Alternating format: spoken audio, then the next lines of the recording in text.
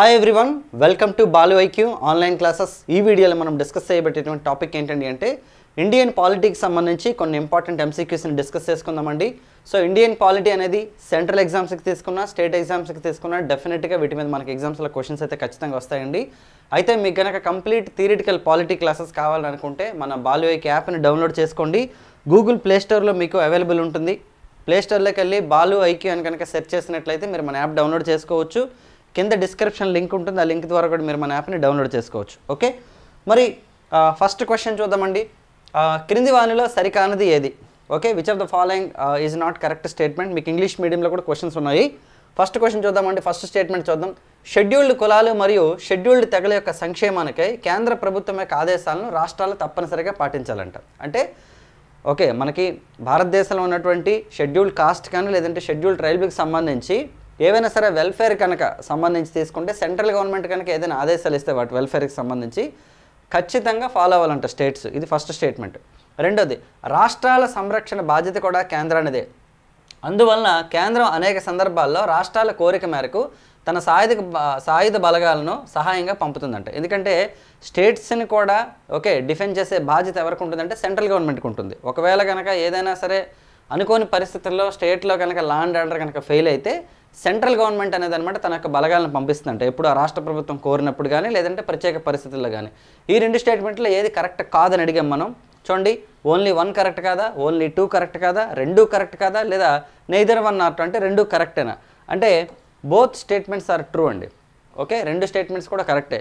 First statement చూద్దామండి. Article ఒకసారి చూడండి. According to the article number 339 of the constitution, 339వ అధికరణం ప్రకారం ఏంటంటే షెడ్యూల్డ్ కులాలు మరియు షెడ్యూల్డ్ తెగల యొక్క సంక్షేమానికే అంటే regarding the welfare of the scheduled caste and scheduled tribes central government ఏవైనా సరే ఆదేశాలు ఇస్తే రాష్ట్రాలు ఖచ్చితంగా ఫాలో అవ్వాలి. States are suppose to be followed. In fact అంటే should be followed by the states అనమాట. ఓకేనండి, ఏదైనా సరే ఆదేశాలు కేంద్ర ప్రభుత్వం ఇస్తే వాటిని ఆర్టికల్ 339 ప్రకారం కంపల్సరీగా ఫాలో అవ్వాల్సిందే.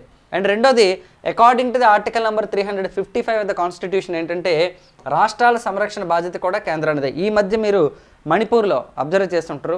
ఓకే, అక్కడ మినిస్టర్ అనమాట ఒక ఆయన ప్రకటించారనమాట, రాష్ట్రంలో అనధికారికంగా ఓకే 355 ఆర్టికల్ని ప్రయోగించడం జరిగింది అని. అంటే అర్థం ఏంటంటే కేంద్ర ప్రభుత్వం అనమాట తన యొక్క బలగాల్ని ఓకేనండి పంపించడం జరిగిందనమాట అక్కడ ఉన్నటువంటి పరిస్థితులను అనమాట ఓకే కంట్రోల్ చేయడం కోసం ఆర్టికల్ 355 ప్రకారం. ఒకవేళ ఆర్టికల్ 356 ఏంటండి అంటే ప్రెసిడెంట్ రూల్ అనమాట. రాష్ట్రపతి పాలన పెడతారండి. ఏదైతే స్టేట్ అసెంబ్లీ ఉంటుందో దాన్ని సొప్త చేతన అవస్థలో ఉంచుతారంటే అసెంబ్లీని రద్దు చేయరు. అసెంబ్లీని రద్దు చేయకుండా ఏం చేస్తారంటే గవర్నర్కి అధికారులు వస్తాయి. అంటే రాష్ట్రపతి పాలన అంటే ఆల్మోస్ట్ గవర్నర్ పాలన అనమాట యాక్చువల్లీ. సో అక్కడ ముఖ్యమంత్రి కానీ మంత్రిమండలి కానీ ఏమి ఉండవు అనమాట. ఓకే, మరి గవర్నర్ పాలన 356 ప్రకారం రాష్ట్రపతి పాలన ఎలా పెడతారు అంటే మనకి ఒకటి పొలిటికల్ ఇంబ్యాలెన్స్ ఉంటాయి. ఏ పొలిటికల్ పార్టీకి కూడా సెట్ అండ్ మెజారిటీ రాకుండా మ్యాజిక్ ఫిగర్ రాకుండా ఉండి ఏ పొలిటికల్ పార్టీ కూడా గవర్నమెంట్ ఫామ్ చేయడానికి ముందుకు రాకపోతే అప్పుడు ప్రెసిడెంట్ రూల్ పెడతారు ఒకటి. అండ్ రెండోది లా అండ్ ఆర్డర్ ప్రాబ్లం అండి.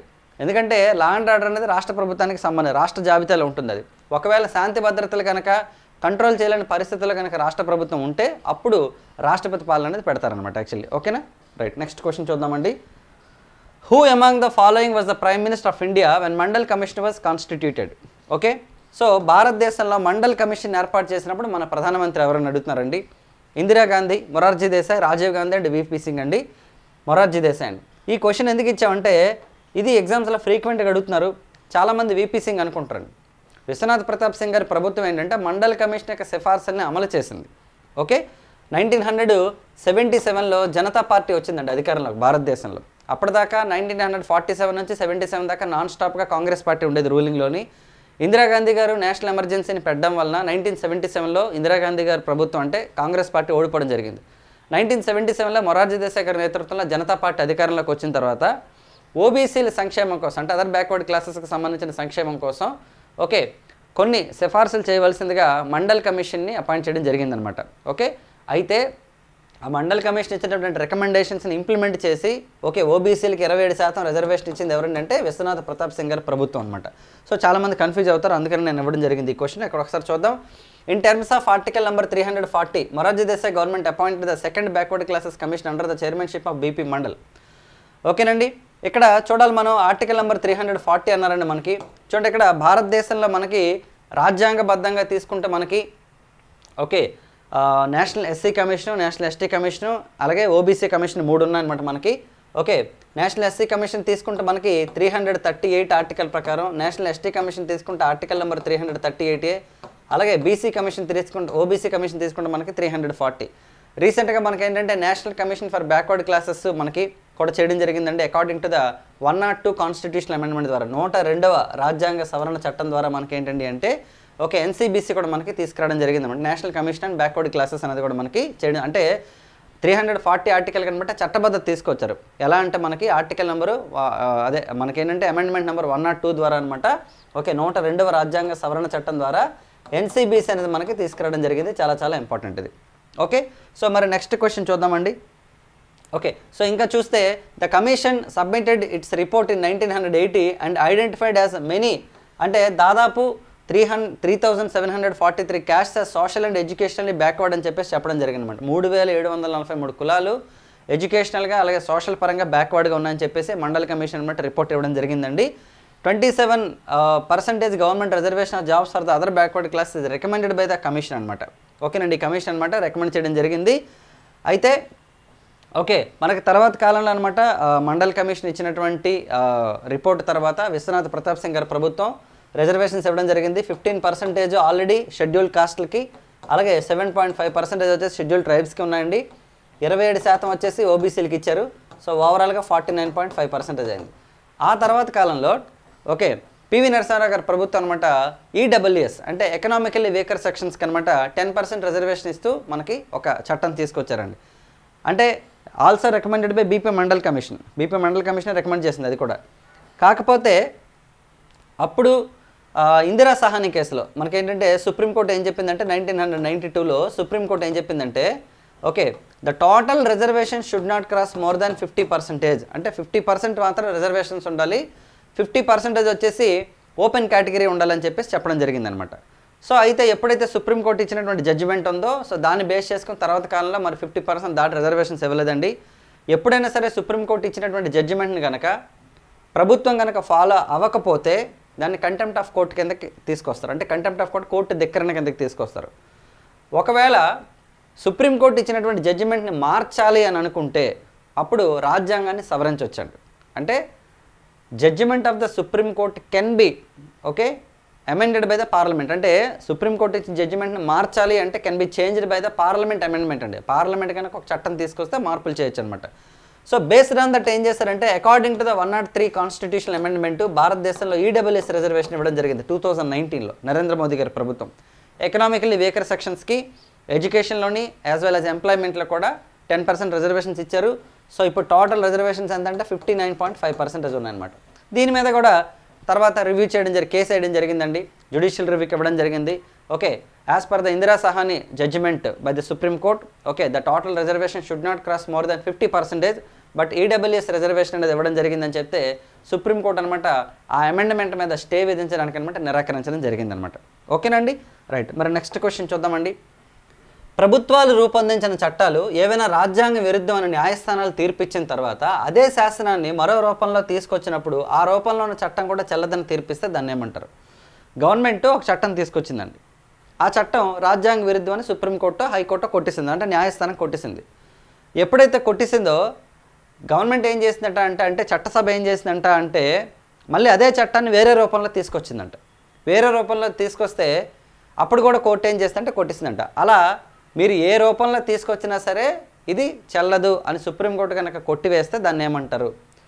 Doctrine of repugnancy, doctrine of colourable legislation, both A and B, neither one nor two. చూడండి ఇక్కడ డాక్ట్రిన్ ఆఫ్ కలర్బుల్ లెజిస్లేషన్ అండి.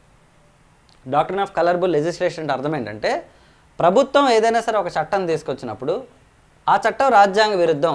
రాజ్యాంగ విరుద్ధం అంటే సాధారణంగా ఏంటంటే ప్రాథమిక హక్కులకి విరుద్ధంగా ఉంది అని చెప్పడం ఎక్కువగా అయితే మెజారిటీ టైమ్స్. ఎందుకంటే పబ్లిక్ ఫండమెంటల్ రైట్స్ అనేది ఎక్కువగా ఇంపార్టెన్స్ ఇస్తుంది కాబట్టి మనకి ఓకే. ఎందుకంటే పార్ట్ 3 ఆఫ్ ద కాన్స్టిట్యూషన్ మనకి చాలా చాలా ఇంపార్టెంట్, 12 to 30 ఆర్టికల్స్. అంటే ప్రాథమిక హక్కులు, పౌరుల యొక్క ప్రాథమిక హక్కులకి విరుద్ధంగా ఉంది, సో ఇది రాజ్యాంగానికి విరుద్ధం అని చెప్పేసి కనుక కోర్టు కొట్టేసింది అనుకోండి, ఎగ్జాంపుల్ జ్యుడిషియరీ సిస్టమ్ కొట్టేస్తే అదే చట్టాన్ని పేరు మార్చి కానీ లేదంటే ఏమైనా చిన్న చిన్న ఓకే మార్పులు చేసి మళ్ళీ అదే చట్టాన్ని కనుక తీసుకొస్తే కూడా కోర్టు కనుక యాక్సెప్ట్ చేయకపోతే ఓకే, దాన్ని ఏమంటారు అంటే డాక్ట్రిన్ ఆఫ్ కలరబుల్ లెజిస్లేషన్ అంటారు. చాలా చాలా ఇంపార్టెంట్. మరి డాక్ట్రిన్ ఆఫ్ రెప్లిగెన్స్ అంటే ఏంటో చూద్దాం.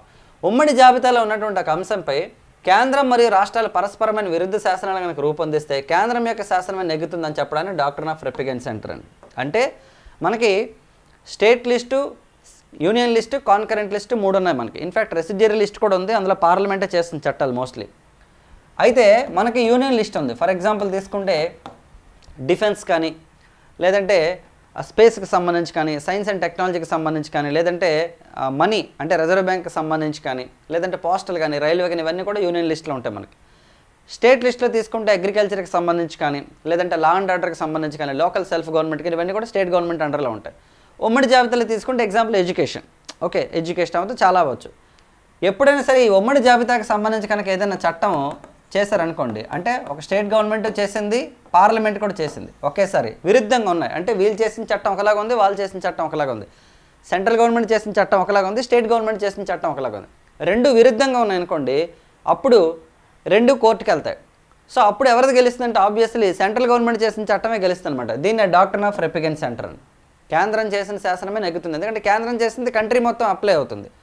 అయితే కొన్నిసార్లు కొన్ని సందర్భాల్లో అనమాట రాష్ట్రపతి యొక్క, ఓకేనండి, రాష్ట్రపతి యొక్క అంటే ప్రెసిడెంట్ ఆఫ్ ఇండియా యొక్క పర్మిషన్తో కనుక ఏదైనా రాష్ట్ర ప్రభుత్వం కనుక చేస్తే చట్టం, అది మాత్రం చెల్లుతుంది. ఓకేనండి, అంటే ఆ స్టేట్కి పర్టికులర్గా ఏదైనా అవసరం ఉండి రాష్ట్రపతి యొక్క అంటే అంతకంటే ముందుగానే, సెంట్రల్ గవర్నమెంట్ కంటే ముందుగానే రాష్ట్రపతి గారి యొక్క పర్మిషన్ తీసుకొని ఏదైనా సరే చట్టం కనుక చేస్తే మాత్రం దానికి ఎగ్జామ్షన్ ఉంటుంది కొన్ని సందర్భాల్లో, అది కూడాను. కానీ మోస్ట్ ఆఫ్ ద టైమ్స్ ఏంటండి అంటే సెంట్రల్ గవర్నమెంట్, స్టేట్ గవర్నమెంట్ ఒకే అంశం మీద కనుక ఉమ్మడి జాబితాల విషయం మీద కనుక చట్టం చేస్తే మాత్రం ఖచ్చితంగా అది ఎవరిది నెగ్గుతుందంటే సెంట్రల్ గవర్నమెంట్ నెగ్గుతుంది. దీని డాక్ట్రిన్ ఆఫ్ రెప్లిగెన్స్ అంటారు. చాలా చాలా ఇంపార్టెంట్. ఓకేనండి, చూడండి ఇక్కడ మనం రెండు నేర్చుకున్నాం అనమాట. ఒకటి డాక్ట్రిన్ ఆఫ్ రెప్లిగెన్స్, రెండోది డాక్ట్రిన్ ఆఫ్ కలరబుల్ లెజిస్లేషన్. చూడండి, the doctrine of colourable legislation is based on the maximum that what cannot be done directly cannot also ఓకేనండి బి డన్ ఇండైరెక్ట్లీ. అంటే ప్రత్యక్షంగా నువ్వు ఒక పని చేయలేనప్పుడు పరోక్షంగా కూడా దాన్ని చేయకూడదు అని చెప్పేది డాక్ట్రిన్ ఆఫ్ కలరబుల్ లెజిస్లేషన్ అనమాట actually. Okay, if the impugned legislation falls within the competence of the legislature, the question of doing something indirectly which cannot be done directly does not arise. So అదే same మనకి meaning వస్తుంది అనమాట. చూడండి, క్రింది వాళ్ళ సరికానిది ఏది అంటే, చూడండి రెండు స్టేట్మెంట్స్ ఇచ్చి అక్కడ మనం ఏ రాష్ట్రం ఏ హైకోర్టు యొక్క పరిధిలోకి వస్తే నిర్ణయించేది మంత్రిమండలి సలహాతో రాష్ట్రపతి నిర్ణయిస్తారంట. అంటే ఒక రాష్ట్రం యొక్క హైకోర్టు లేదా ఒక స్టేట్ అనేది ఏ హైకోర్టు యొక్క పరిధిలోకి వస్తుందో ఓకేనండి మంత్రిమండలి సలహాతో, అంటే కేంద్ర మంత్రిమండలి సలహాతో రాష్ట్రపతి గారు నిర్ణయిస్తారంట. First point, first statement. రెండోది, కేంద్రపాలిత ప్రాంతం ఏ హైకోర్టు పరిధిలోకి వస్తే నిర్ణయించేది పార్లమెంట్ అంట. ఒకవేళ యూనియన్ టెరిటరీ అనుకోండి, అది మాత్రం మనకి పార్లమెంట్ నిర్ణయిస్తుందంట. స్టేట్ అయితే ప్రెసిడెంట్ అంట. స్టేట్ అంటే చూడండి, భారతదేశంలో హైకోర్టుల అండర్లోకి ఏ స్టేటు ఏ హైకోర్టు పరిధిలోకి వస్తుందో చెప్పేది మంత్రిమండలి నిర్ణయంతో రాష్ట్రపతి గారు అంట. First statement.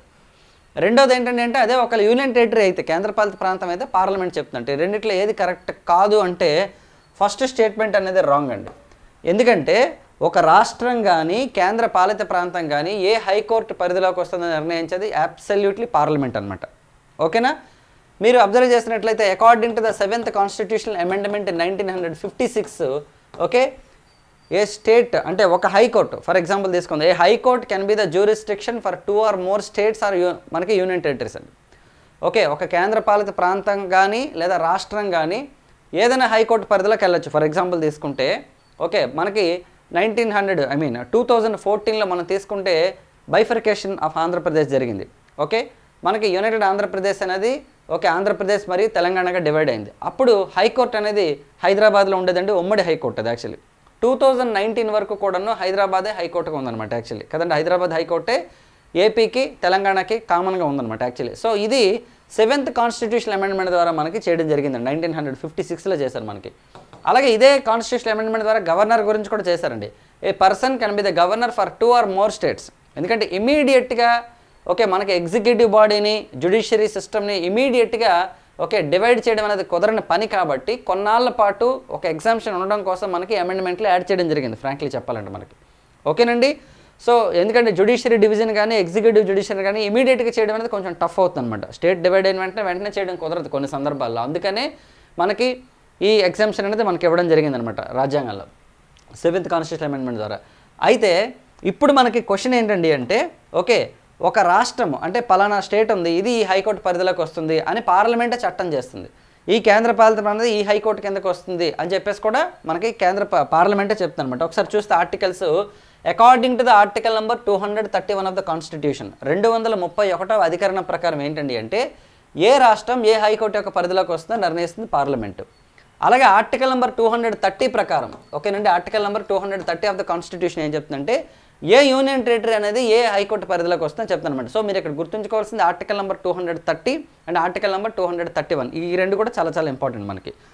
సో నెక్స్ట్ చూద్దామండి, on which date the first meeting of the constitutive assembly was held అంట.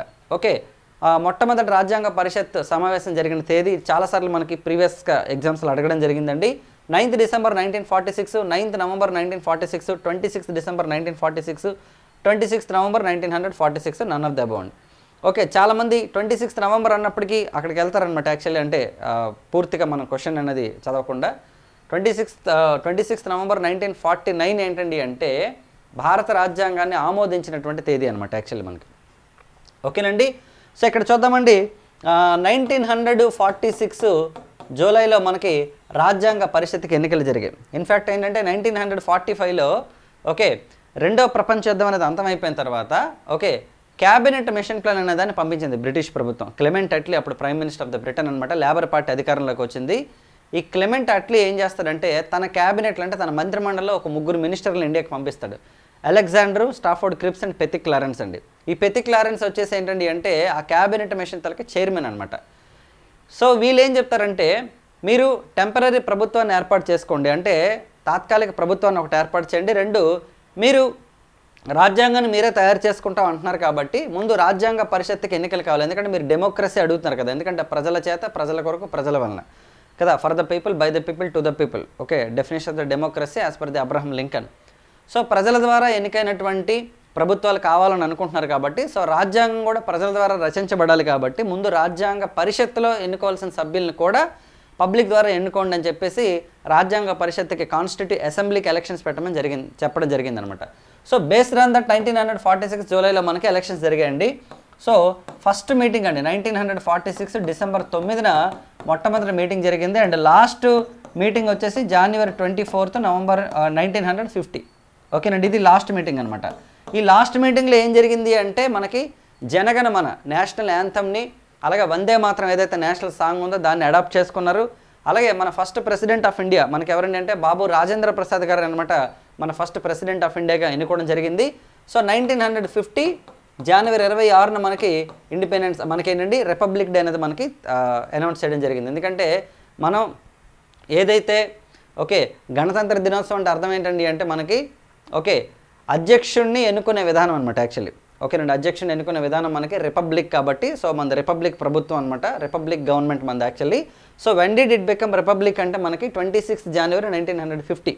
ఓకేనండి, సో ప్రస్తుతానికి మనం తీసుకుంటే ప్రెసిడెంట్ ఆఫ్ ఇండియాని ఓకే స్టేట్ లెవెల్లో మనకి ఎమ్మెల్యేలు అలాగే మనకి కేంద్రంలో మనం తీసుకుంటే ఎంపీలు ఓకే ఎక్సెప్ట్ నామినేటెడ్ మెంబర్స్ అనమాట. దెర్ వాజ్ అ ప్రొసీజర్ అనమాట for the election of president of India అండి. ఆర్టికల్ నెంబర్ 55లో మనకి చెప్తారు, 54లో ఎలక్ట్రల్ కాలేజ్ గురించి ఉంటుంది. బట్ ఫస్ట్ ప్రెసిడెంట్ ఆఫ్ ఇండియాని రాజ్యాంగ పరిషత్తే మనకి ఎన్నుకోవడం జరిగిందనమాట. అండ్ 1950 జనవరి 26 నుంచి మనకి గణతంత్ర దినోత్సవంగా మనం చేసుకోవడం జరుగుతుంది అనమాట. మన అధ్యక్షుడు మనం ఎన్నుకోవడం జరిగింది.